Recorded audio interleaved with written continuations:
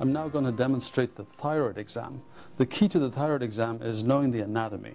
So if you follow along with me and put your finger on the tip of your chin, on the mentalis muscle, and then slide your finger down the midline, the first hard structure you hit will be the thyroid cartilage, or the Adam's apple.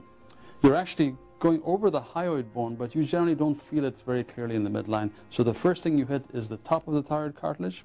Slide your finger down the edge of the thyroid cartilage like the prow of a ship, and you will next hit the cricoid cartilage, and this is the cricothyroid membrane, and then below the cricoid cartilage will be the first two rings of the trachea. It's important to know this anatomy because the thyroid gland does not really lie anywhere near the thyroid cartilage despite the name.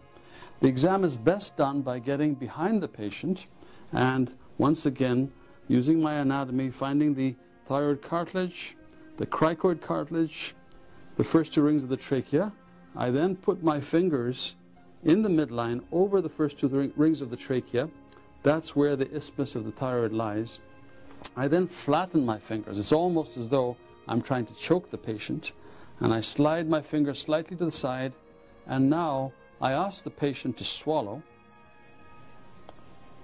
And I'm concentrating on whether one set of fingers went up disproportionately compared to the other. Once I've done that a couple of times, I can then push the thyroid gland over with one hand and palpate the lobes with the other hand, and then do the same thing this way.